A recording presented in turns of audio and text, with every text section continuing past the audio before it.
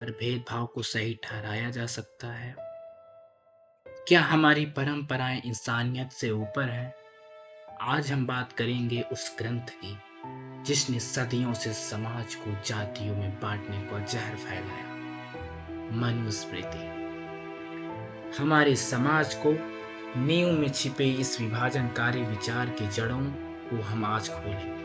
वह पुस्तक जिसने हजारों सालों से लाखों लोगों के अधिकारों को छीना, उनकी मानवता को अस्वीकार किया और भारतीय समाज को अंदर से खोखला कर दिया। यह सिर्फ एक प्राचीन ग्रंथ की कहानी नहीं है, यह करोड़ों लोगों के दमन, अपमान और पीड़ा की कहानी है। यह उन लोगों की कहानी है जिन्हें सिर्फ जन्म के आधार पर हीन समझा गया, जिनसे मानवीय अधिकार छीन लिए गए।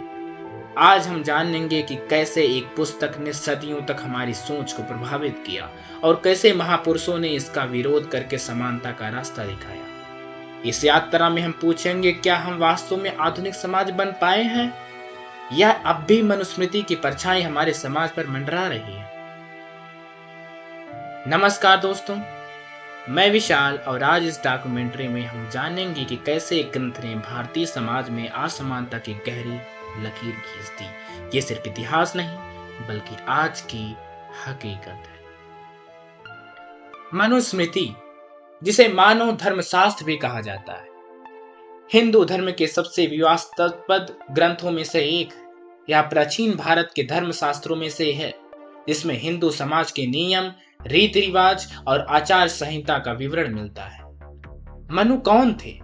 वैदिक परंपरा के अनुसार मनु मानव जाति के आदि पुरुष और प्रथम विधाता माने जाते हैं। हालांकि ऐतिहासिक शोधकर्ताओं का मानना है कि मनुस्मृति किसी एक व्यक्ति द्वारा नहीं बल्कि विभिन्न ब्राह्मण विद्वानों द्वारा लगभग 200 ईसा पूर्व से 200 ईस्वी के बीच संकलित की गई थी।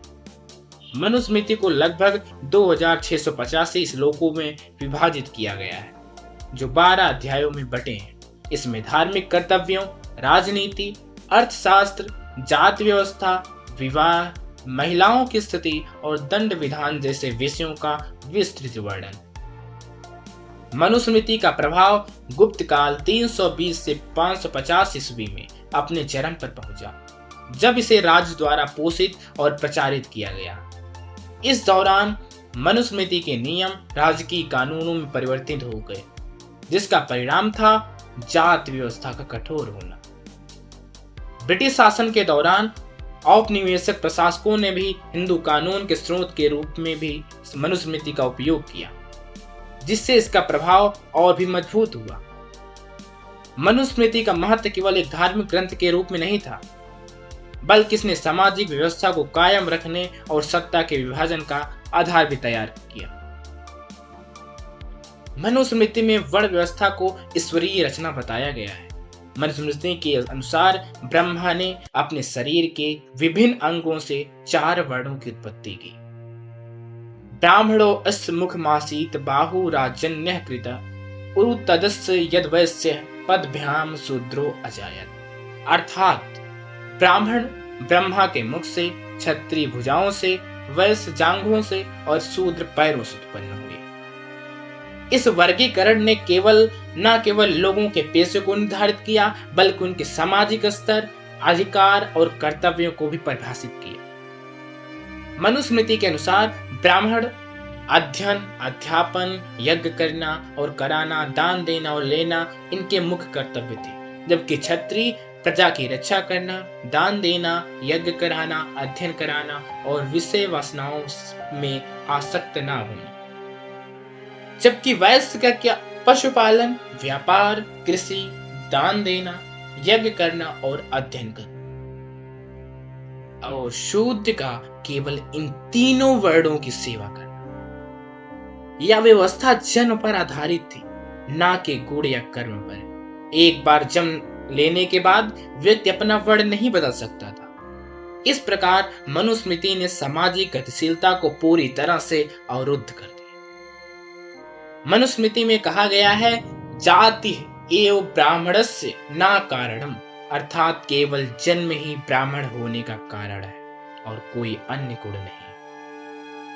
इतिहासकारों का मानना है कि शुरू में वर्ण व्यवस्था व्यावसायिक विभाजन पर आधारित लेकिन समय के साथ यह जन्म पर आधारित हो गई और अधिक कठोर बन गई। जाति व्यवस्था के कारण समाज में असमानता की गहरी खाई पैदा हुई। उच्च जातियों के विशेष अधिकार प्राप्त थे, जबकि निम्न जातियों को उनके प्रतिबंधों और अपमानों का सामना करना पड़ता था। मनुस्मृति में शूद्रों के लिए उनके कठोर प्रतिबंध निर्धारित किए गए थे, जो उन्हें न केवल शिक्षा और संपत्ति से वंचित करते थे, बल्कि उनकी मानवीय गरिमा को भी नकारते थे। मनुस्मृति के अनुसार शूद्रस्य न धनम किंचित कुर्यात् परिग्रहम्, शूद्रस्य ही धनम प्राप्य ब्राह्मण दुखियेत।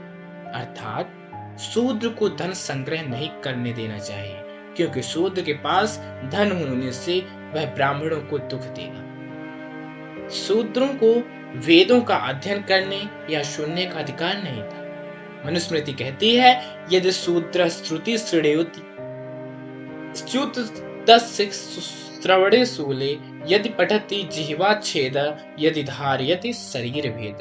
अर्थात यदि शूद्र वेद सुनता है तो उसके कानों में पिघला हुआ शीशा डाल जाए, यदि वह वेद पढ़ता है तो उसकी जीभ काट दी जाए, यदि वह वेद याद करता है तो उसके शरीर के टुकड़े कर दिए जाए। शूद्रों के नाम में भी अपमानजनक होने चाहिए थे। मनुस्मृति कहती है, शूद्रस्य तु जुगुप्सिप्तम नाम भवति। अर्थात शूद्र का नाम ऐसा होना चाहिए जो घृणा प्रकट करे। शूद्रों को धार्मिक अनुष्ठानों में भाग लेने का अधिकार नहीं था। उन्हें मंदिरों में प्रवेश से वंचित रखा जाता था। उन्हें अछूत माना जाता था, जिनका स्पर्श उच्च जातियों को अपवित्र कर देता था। शूद्रों को उच्च जातियों, विशेषकर ब्राह्मणों की सेवा के लिए बनाया गया था। मनुस्मृति कहती है, शूद्रस्य ही विशिष्टो अयमेक एव स्वकः परिग्रह ब्राह्मण नाम परिक्लेशेन परिचार्येत। अर्थात शूद्र का एकमात्र कर्तव्य है ब्राह्मणों के बिना किसी शिकायत से सेवा करना। यह व्यवस्था इतनी कठोर थी कि शूद्रों को अपने स्थान से बाहर निकलने की कल्पना भी नहीं करनी चाहिए थी। मनुस्मृति कहती है, नात्युच्चम सैनम तस्य दातव्यम विशलस्य ही। अर्थात शूद्रों को बहुत ऊंचे स्थान पर नहीं सोना चाहिए। शूद्रों के पास संपत्ति का अधिकार नहीं था, शिक्षा का अधिकार नहीं था, पूजा का अधिकार नहीं था, सम्मान का अधिकार नहीं था। उन्हें मानव से कम, सेवक से अधिक नहीं समझा जाता था। इस मनुस्मृति में स्त्रियों के बारे में बहुत सारे भेदभाव चीजें विचार व्यक्त की गई। मनुस्मृति में स्त्रियों को लेकर जो विचार व्यक्त किए गए हैं वे आज के समय में चौंकाने वाले और अपमानजनक लगते हैं। स्त्रियों को पूरी तरह से पुरुषों पर निर्भर माना गया है और उन्हें स्वतंत्र अस्तित्व से वंचित रखा गया है। मनुस्मृति में कहा गया है, पिता रक्षति कौमारे भर्ता रक्षित यौवने रक्षन्ति स्त्वरे पुत्रा न स्त्री स्वतंत्रयमहर। अर्थात बचपन में पिता रक्षा करता है, युवावस्था में पति और विद्यावस्था में पुत्र। स्त्री कभी स्वतंत्रता के अधिकारी नहीं। मनुस्मृति स्त्रियों को कमजोर और अविश्वसनीय मानती है। इसमें कहा गया है, आशुचि ही स्त्रियो नित्यम। अर्थात स्त्रियां स्वभाव से ही अशुद्ध होती हैं और स्वभाव एवं नारीणाम नारणम ही दूषणम। अर्थात स्त्रियों का स्वभाव ही पुरुषों को भ्रष्ट करने वाला है। मनुस्मृति में विवाह को स्त्री के लिए अनिवार्य बना दिया। बाल विवाह को प्रोत्साहित किया गया। क्रीड वर्षाणि कन्याया प्रतिक्षेत्र ऋतुमती ऊर्ध्वम तु काल देतस्मात् विन्देत सदृशम पति। अर्थात कन्या के रजस्वला होने के 3 वर्ष तक प्रतीक्षा करें, उसके बाद उसके लिए उपयुक्त पति खोजें। विधवा पुनर्विवाह का निषेध माना गया। विधवाओं को कठोर जीवन का जीने का आदेश दिया गया। ना द्वितीयम स्त्री कुर्यात भर्तारम। अर्थात स्त्री दूसरा पति ना करे। स्त्री को पति की सेवा करनी चाहिए, चाहे वो कैसा भी हो। विशीला कामवृत्तो वा गुणवय परिवर्जिता उपचर्या स्त्री साध्वया सततम देववत पति। अर्थात पति चाहे दुराचारी हो, कामुक हो या गुणहीन हो, पत्नी को उसको देवता की तरह सेवा करनी चाहिए। मनुस्मृति ने सती प्रथा को प्रत्यक्ष रूप से समर्थन नहीं दिया, लेकिन विधवाओं के लिए जीवन इतना कठिन बना दिया कि स्त्रियां मृत्यु को वरना बेहतर समझती। स्त्रियों को संपत्ति के आधार से वंचित रखा गया। मनुस्मृति कहती है, पिता रक्षति कौमारे, भर्ता रक्षति यौवने, पुत्रो रक्षति वार्धक्ये, स्त्री स्वतंत्र महर्ति। अर्थात लड़कीपन में पिता, जवानी में पति और बुढ़ापे में बेटा रक्षा करता है, और स्त्री को कभी स्वतंत्रता नहीं मिलनी चाहिए। क्या यह आश्चर्यजनक है कि इस तरह के विचारों ने हमारे समाज में स्त्रियों की स्थिति को सदियों तक दयनीय बनाए रखा? क्या इन विचारों का प्रभाव आज भी हमारे समाज में देखा जा सकता है? मनुस्मृति के भेदभावपूर्ण विचारधारा का विरोध भारतीय इतिहास में कई महापुरुषों द्वारा किया गया। इन क्रांतिकारियों ने सामाजिक न्याय और समानता के लिए अपनी आवाज उठाई। डॉक्टर भीमराव अंबेडकर, जिन्हें भारतीय संविधान का जनक कहा जाता है, मनुस्मृति के सबसे बड़े आलोचकों में से एक थे। 25 दिसंबर 1927 को महार सत्याग्रह के दौरान डॉक्टर अंबेडकर ने सार्वजनिक रूप से मनुस्मृति का दहन किया। डॉक्टर अंबेडकर का मानना था कि मनुस्मृति ने दलित समुदाय को न केवल सामाजिक रूप से बल्कि मानसिक रूप से भी गुलाम बना दिया था। उन्होंने कहा, मनुस्मृति एक ऐसा ग्रंथ है जिसने हिंदू समाज को अमानवीय बना दिया और लाखों लोगों को मानवीय अधिकारों से वंचित कर दिया। महार सत्याग्रह के दौरान डॉक्टर अंबेडकर और हजारों दलितों ने मनुस्मृति की प्रतियों को जलाकर इस ग्रंथ के प्रति अपना विरोध दर्ज कराया। यह कार्य उनके दृष्टि में मानव मुक्ति का प्रतीक था। महात्मा ज्योतिबाई फूले और सावित्रीबाई फूले ने भी जाति व्यवस्था और स्त्री पुरुष असमानता के खिलाफ आवाज उठाई। उन्होंने 1873 में सत्यशोधक समाज की स्थापना की, जिसका उद्देश्य निम्न जातियों और महिलाओं को शिक्षा और अधिकार दिलाना था। सावित्रीबाई फूले ने भारत की पहली महिला शिक्षा बनकर इतिहास रचा। उन्होंने विधवा पुनर्विवाह को प्रोत्साहित किया और बाल विवाह का विरोध किया। दक्षिण भारत में पेरियार ईस्वी रामास्वामी ने जाति व्यवस्था और ब्राह्मणवाद के खिलाफ आंदोलन चलाया। उन्होंने 1950 में स्व सम्मान आंदोलन की शुरुआत की, जिसका उद्देश्य द्रविड़ संस्कृति को ब्राह्मणवादी प्रभाव से मुक्त करना था। पेरियार ने भी मनुस्मृति का सार्वजनिक रूप से दहन किया और इसी मानवता के खिलाफ अपराध करार दिया। स्वामी विवेकानंद, जिन्हें हिंदू धर्म के पुनरुत्थानवादी के रूप में जाना जाता है, ने भी जाति व्यवस्था की आलोचना की थी। उन्होंने कहा था, जब तक जाति व्यवस्था रहेगी, भारत का उत्थान संभव नहीं है। महात्मा गांधी ने अस्पृश्यता को हिंदू धर्म पर कलंक कहा था। उन्होंने अस्पृश्यों को हरिजन या भगवान के बच्चे नाम दिए और उनके उत्थान के लिए काम किया। डॉक्टर राम मनोहर लोहिया ने भी जाति व्यवस्था का जोरदार विरोध किया। उन्होंने कहा था, जाति ही हिंदू समाज का विनाश है। इन महापुरुषों के प्रयासों से समाज में जागरूकता आई और धीरे धीरे परिवर्तन की प्रक्रिया शुरू हुई।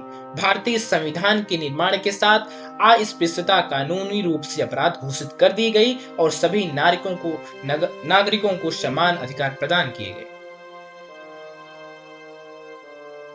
भारतीय संविधान के लागू होने के 75 साल बाद भी क्या हम वास्तव में मनुस्मृति की विचारधारा से मुक्त हो पाए हैं? आज के समाज पर नजर डालें तो हमें कई सारे ऐसे उदाहरण मिलते हैं जो बताते हैं कि हमारे समाज में अभी भी मनुस्मृति के परछाई मौजूद है। हमारे संविधान में समानता का अधिकार है, छुआछूत को अपराध घोषित किया गया है और शिक्षा सभी का अधिकार है, लेकिन वास्तविकता में जाति आधारित भेदभाव अभी भी हमारे समाज में व्याप्त है। अनेक गांवों में दलितों के मंदिरों में प्रवेश करने की अनुमति नहीं है। 2023 के एक अध्ययन के अनुसार भारत के 30% गांवों में अभी भी अलग अलग जातियों के लिए अलग अलग कुएं और वाटर सोर्स हैं। एक तरफ हम चंद्रयान और मंगलयान भेज रहे हैं, दूसरी तरफ हमारे देश में मैनुअल स्क्वैजिंग जैसे प्रथाएं अब भी मौजूद हैं। जिस काम को मनुस्मृति ने शूद्रों के लिए निर्धारित किया था, वह आज भी विशेष जातियों के लोगों द्वारा ही किया जाता है। शिक्षा के क्षेत्र में भी दलित और आदिवासी छात्रों को ड्रॉप आउट रेट उच्च जाति के छात्रों की तुलना में कहीं अधिक है। उच्च शिक्षा संस्थानों में दलित छात्रों के साथ भेदभाव और उत्पीड़न के मामले अक्सर सामने आते रहते हैं। 2022 की एक रिपोर्ट के अनुसार आईआईटी और मेडिकल कॉलेज में दलित छात्राओं के आत्महत्या की दर अन्य छात्रों की तुलना में 2 गुनी है। रोजगार के क्षेत्र में भी निजी क्षेत्र में उच्च पदों पर दलितों और पिछड़ी जातियों का प्रतिनिधित्व नगण्य है। कई कंपनियों में जाति आधारित भर्ती और प्रमोशन के मामले सामने आते रहते हैं। 2021 के एक सर्वेक्षण के अनुसार 500 बड़ी कंपनियों में सिर्फ 3% सीईओ दलित या पिछड़ी जाति से थे। अंतरजातीय विवाह या भी समाज में स्वीकार नहीं किए जाते। ऑनर किलिंग के मामले अब भी सुर्खियां बनते हैं। मनुस्मृति ने जो वर्ण संकरता का विरोध किया था, वह मानसिकता आज भी हमारे समाज में मौजूद है। महिलाओं की स्थिति को देखें तो हालांकि कानूनी रूप से महिलाओं को समान अधिकार प्राप्त है, लेकिन समाज में अभी भी उन्हें कई भेदभावों का सामना करना पड़ता है। लिंग आधारित भ्रूण हत्या, दहेज हत्या, घरेलू हिंसा, कार्यस्थल पर यौन उत्पीड़न, ये सभी मनुस्मृति की विचारधारा की ही देन। 2024 के एक अध्ययन के अनुसार भारत में महिलाओं की श्रम बल भागी दर सिर्फ 20%, जो दुनिया में सबसे कम है। यह दर्शाता है कि आज भी महिलाओं को घर की चार दीवारों तक सीमित रखने की सोच प्रचलित है। हालांकि राज्य और सरकार के स्तर पर कई सकारात्मक पहल की गई है। आरक्षण नीति, SC/ST अत्याचार निवारण अधिनियम, महिला सशक्तिकरण कानून और कई अन्य सुधारात्मक उपाय किए गए। लेकिन सवाल यह है कि क्या कानून बदलने से मानसिकता बदल जाती है? क्या संविधान में समानता का प्रावधान होने से समाज में समानता आ जाती है? हमें यह स्वीकार करना होगा कि हमारे समाज में अब भी मनुस्मृति की परछाई मौजूद है। यह सिर्फ एक प्राचीन ग्रंथ नहीं है, बल्कि एक विचारधारा है जो हमारे समाज की नस नस में रची बसी है। तो सवाल उठता है कि इस मानसिकता से मुक्ति का मार्ग क्या है? कैसे हम अपने समाज को वास्तव में समता मूलक बना सकते हैं? इसका उत्तर है शिक्षा, जागरूकता और सामाजिक एकता। डॉक्टर अंबेडकर ने कहा था, शिक्षित बनो, संघर्ष करो, संगठित रहो। शिक्षा ही वह माध्यम है जिससे समाज में फैले रूढ़वादिता और अंधविश्वासों को दूर किया जा सकता है। हमें अपने शैक्षिक पाठ्यक्रमों में ऐसी सामग्री शामिल करनी चाहिए जो समानता, बंधुत्व और न्याय के मूल्यों को बढ़ावा दे। बच्चों को बचपन से सिखाना चाहिए कि जाति, धर्म, लिंग या वर्ग के आधार पर भेदभाव करना गलत है। हमें अपने संवैधानिक मूल्यों के प्रति सच्ची निष्ठा रखनी होगी। भारतीय संविधान में न्याय, स्वतंत्रता, समानता और बंधुत्व ये मूल आदर्श हैं। हमें इन्हें न केवल कागजों पर बल्कि अपने दैनिक जीवन में भी उतारना होगा। सामाजिक एकता ही इस समस्या का अस्थायी समाधान है। जब तक हम अपने समाज में जाति, धर्म और लिंग के आधार पर विभाजन बनाए रहेंगे, तब तक भेदभाव कायम रहेगा। अंतरजातीय विवाह, सामुदायिक भोज और सामूहिक त्योहारों जैसे प्रथाओं को बढ़ावा देना चाहिए, जिससे समाज के विभिन्न वर्गों के बीच संवाद और संपर्क बढ़े। आज की युवा पीढ़ी में परिवर्तन की शक्ति है। सोशल मीडिया के माध्यम से जागरूकता फैलाना, भेदभाव के खिलाफ आवाज उठाना और समानता के लिए संघर्ष करना, ये सभी परिवर्तन के प्रभावी साधन हैं। और ये परिवर्तन हो भी रहे हैं। आज कई गांवों में दलित पुजारी मंदिरों में पूजा कर रहे हैं। महिलाओं हर क्षेत्र में अग्रणी भूमिका निभा रही हैं। अंतरजातीय विवाह बढ़ रहे हैं। ये छोटे छोटे परिवर्तन ही बड़े बदलाव की नींव है। बदलाव की शुरुआत हमेशा अपने आप से करनी चाहिए। हमें अपने दैनिक जीवन में भेदभाव का विरोध करना चाहिए, चाहे वो घर में हो, कार्यस्थल पर हो या समाज में। जब एक एक व्यक्ति अपने मन से जाति, धर्म और लिंग के आधार पर भेदभाव की भावना को मिटा देगा, तभी हम एक सच्चे अर्थों में समतामूलक समाज का निर्माण कर पाएंगे। मनुस्मृति एक ऐसा ग्रंथ है जिसने हमारे समाज की सदियों तक विभाजित रखा। इसके विचारों ने लाखों लोगों को उनके मौलिक अधिकारों से वंचित रखा और उन्हें आम मानवीय व्यवहार का शिकार बनाया। आज हमें इन्हीं विचारों को त्याग करने की आवश्यकता है। हमें समझना होगा कि कोई भी धर्म ग्रंथ मानवता से बड़ा नहीं हो सकता। किसी भी परंपरा या रीति रिवाज का पालन तभी उचित है जब वह मानवीय गरिमा और समानता का सम्मान करे। मनुस्मृति केवल एक किताब नहीं, सदियों का एक कलंक है। अब समय है उस सोच को मिटाने का जो इंसान को इंसान से नीचा दिखाती है। आइए मिलकर न्याय और समानता की एक नई संस्कृति रचें। हमें एक ऐसे समाज का निर्माण करना है जहां व्यक्ति का मूल्यांकन उसके जन्म से नहीं बल्कि उसके कर्म और गुणों से, जहां हर व्यक्ति को चाहे वो किसी भी जाति, धर्म या लिंग का हो सम्मान और अवसर मिले। डॉक्टर अंबेडकर के शब्दों में, मैं ऐसे हिंदू धर्म के लिए मरना नहीं चाहता जो अछूत मानता है, मैं ऐसे धर्म के लिए लड़ना चाहता हूं जो स्वतंत्रता, समानता और भाईचारा सिखाता है। आइए हम सब मिलकर एक ऐसे भारत का निर्माण करें जहां हर नागरिक सम्मान और गरिमा के साथ जीवन जी सके, जहां जाति, धर्म और लिंग के आधार पर कोई भेदभाव ना हो। यह यात्रा लंबी और चुनौतीपूर्ण है, लेकिन असंभव नहीं। एक एक कदम से ही हम इस लक्ष्य तक पहुंच सकते हैं। इस वीडियो को लाइक करें, शेयर करें और संदेश को हर कोने तक पहुंचाएं। आपका छोटा सा प्रयास अब भी इस बड़े परिवर्तन में योगदान दे सकता है, क्योंकि अंततः मानवता ही सबसे बड़ा धर्म है।